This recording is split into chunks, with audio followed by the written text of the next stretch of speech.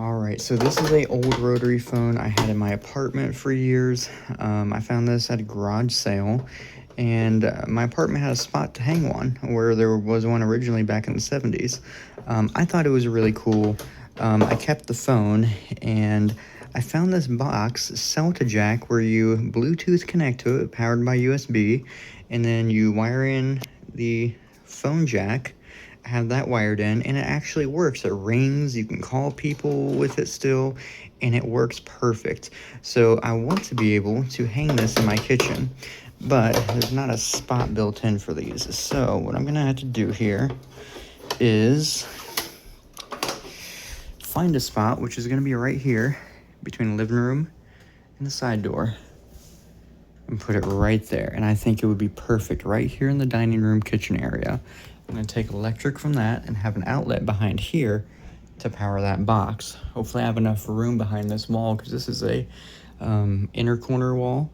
So we'll see how deep it is. I drilled a test hole down there, and it looks like I should have plenty of room. But yeah, we're gonna go ahead and get this started and cut the hole out, and I'm gonna show you the whole process of having a working rotary or antique phone in your house. All right, got the hole cut. Got real close to the stud. I didn't realize there was one there. These walls are like extra thick. It's like 2 layers of drywall. No insulation, 1940s house. So now I need to get electric from here to there. All right, so this is gonna be a little tricky. I have to punch a hole through this back there and get the wire there. So everything's old and original. So we'll see what happens. Okay, so I tried to do a test fit with the box on the back of this, and it's a little tight, and then it fell in the wall. So I had to cut a hole in the wall to get the box back. So that was no fun. But now I'm kind of rethinking this whole thing. I have a smaller box here with longer screws, and I folded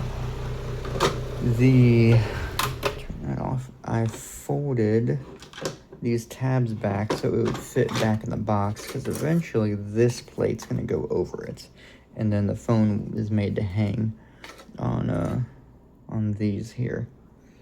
That's how they were made back then. So, and then I'm still gonna mount it to the back of this box. It won't fit inside this box with the outlet, so we're just gonna mount it to the back of the smaller box, so we have more room in the wall. Okay, I have the wall to jack taped on. Should hold for a while, maybe, who knows. And we'll see if it fits in here. All right, got everything wired up for the box.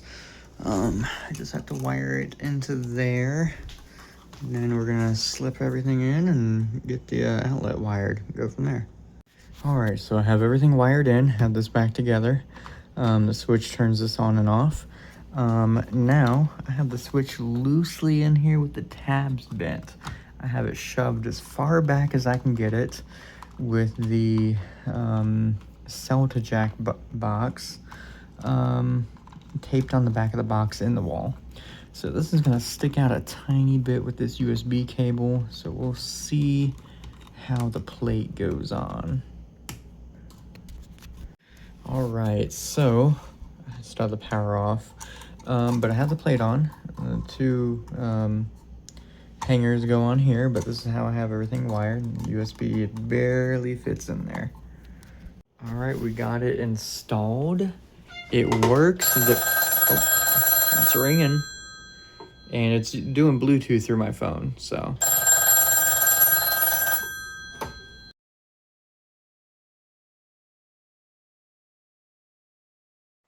So the cell2Jack is pretty cool, and this actually works. I'm gonna have a separate like phone set up for it with Bluetooth, and yeah, it works awesome.